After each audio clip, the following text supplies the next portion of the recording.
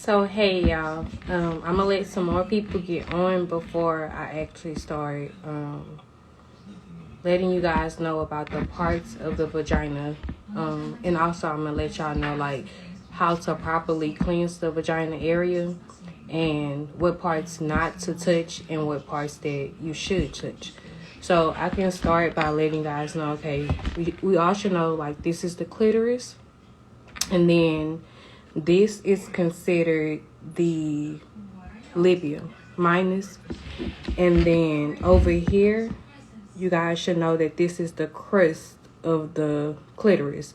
Hey, so when we're pretty much washing our vagina, we should never go here, and this is the vagina hole. A lot of ladies always ask like, can I go in my hole? Don't go in your hole. So the things that you should wash, and make sure that you use your hands, and not a towel or even like a little scrubby thing or whatever. So we should always go in between the crust when we're washing our vagina. We should always wash the labia on both sides. Make sure you go up under like the hood of your clitoris on the sides here, and make sure that you're going here. Do not go inside the hole, because the vagina hole itself, which is actually considered the vagina, you don't go in, period. You can put your question inside the question thing, and then I'll answer it for you. So you should never go inside your hole at all. I don't recommend going in there, with nothing, unless it's something that's vagina friendly or something like that.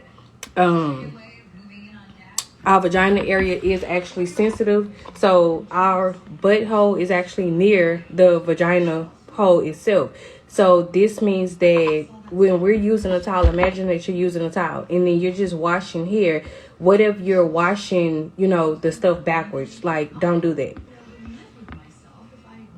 I don't really recommend that you put anything inside your hole. Like, it actually cleans itself, unless like if that's just been working for you, then I would suggest like keep doing it. That's something that's working for you.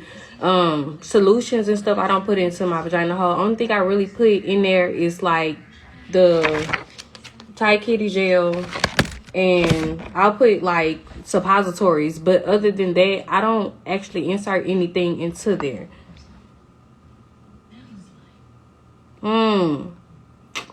So a lot of ladies that have actually the Mirena, that's kind of different, because you do have like a product that's actually fighting against you. So I'm pretty sure that you probably experience a lot of discharge, and that may be the reason why you're putting water, inside your vagina. But imagine this. Our body operates naturally. So depending on what we eat, what we don't eat, that actually produces inflammation in our stomach and in our gut and in our vagina area. So when we're putting a artificial thing inside of our vagina, our body is like, hey, what is this? So then it starts to try to fight back, and that's where like the mucus and stuff is coming from, because your vagina is like, hey, I don't know what this foreign object is. Like, what is this object? So I would suggest that you try to like at least change your diet as well to, die down on the inflammation. And also you can keep using the water remedy if you want, but try to use like boric acid suppositories or drink like some womb tea. And you could DM me and we could go further into it. I suggest if you steam, do like a very, very cool steam. Don't do something that's actually hot, because with that wire being inside of you, I don't want it to slip out, and I don't want something to happen. So I would definitely say look into your diet, like avocados, nuts. You can eat like almonds and things like that, smoothies in the morning, like just things that will actually counterclaim with that with that foreign object that you have. So all right guys, so like I said, your anus is always near your vagina. So I would suggest like don't put any towels or anything like that. Also, you would actually look and you have your urethra right here. So being that if you're washing with a towel and bacteria either gets in your vagina hole or actually causes you to have a UTI, that means it's just particularly too much bacteria down there. So that's why I always say y'all, like, hey, don't use no towels. Just go ahead and go in there, with some mouthwash or something and use your fingertips. Again, you don't have to go into your vagina. This is actually your vagina. The whole thing is not considered your vagina at all. The whole thing is not considered your vagina, only this part right here. So I would just, suggest that you guys just use your hands. All right, now a lot of people always ask me, hey, how do I insert and what do I use to insert these products that you said? So I went and got another module so that you guys would actually know how to properly use this stuff. So here is the tight kitty gel, and I'm gonna show y'all how to actually use it so you won't be like, hey, how I use this shit. So you take the clip off right here, and then there's a little back piece to the back right here, and then this is your vagina and this is the insert. So you're just going to go ahead and squeeze it to about right here. Well, push it up to about right here. Then you can squeeze at least half of it in. If you're new to using this, you will only squeeze in half, because it's going to be a little bit herbal, so it's going to tingle, and you might feel like, okay, it's a little bit heated sensation, it's burning, but it's really not. It's just the herbs that are actually going into your vagina and also your lining. Also, this helps with maturing your eggs. So if you look at the actual vagina, if you look at the actual pelvic module, you can actually go up and see how it inserts into your actual pelvic. So your ovaries are here. So this is actually how it goes into your system. That's why I always tell y'all, like, pay attention to what you're putting into your vagina, because once you put anything into your vagina, it can always lead up, and you don't want anything affecting your lining.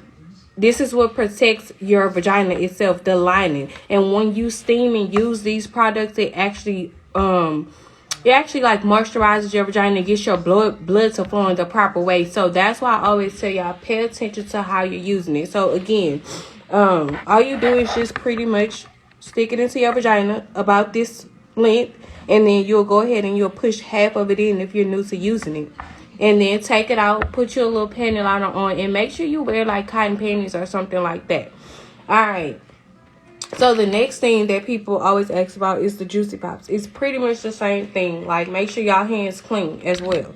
So you can put 1 to 2. I always use 2, and it don't matter like when you like how you use them and things like that. You can use them, every week if you want to. You can use them twice a month as the bottle states, but it's just up to you. So what you'll do, like I said, go into the enter into the vagina, and I always try to use my middle finger, and I always like push it up to at least like right here. And if I can't get it and it's stuck right here, because most of the time it do kind of get stuck right there, then I'll just go ahead and I'll squeeze my muscles. And then it'll go up naturally by itself. So I just pretty much just stick it in like that. And like I said, I use my middle finger once it's in there, and I just squeeze my muscles. And I do put 2. I don't just put 1. I do put 2.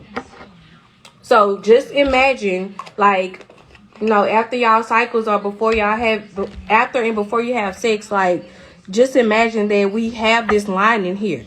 And after our cycle itself, this is what actually sheds. So blood sheds through here, all through here. So that's why it's actually important to make sure that when you're having cycles, or when you're having sex, or when you're sweating and working out, that we always keep this area protected. Like, make sure that we always keep this area protected here. It's important about the things that we eat and put into our body, because this whole thing is our reproductive system. And if we're not paying attention to what we eat, then we could become infertile. We can become dry. we can actually, you know, have a decrease in our sex drive and things like that. So we always want to make sure that we protect our reproductive system. We want to make sure that we protect it as well, because we have the ovaries here, and they are actually eggs.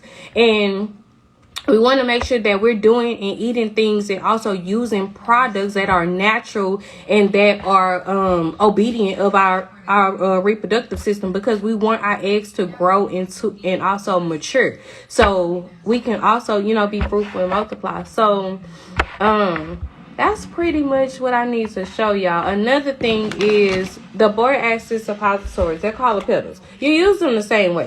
I just use one per night. These I do not go over and use two like I do for the Juicy Pops. I only use one per night. And I probably use it for like maybe 2 or 3 nights, just depending. If I'm coming off my cycle, then I use it for like 2 or 3 nights. If I just had sex, then I probably use it for like maybe 2 nights or 1 night.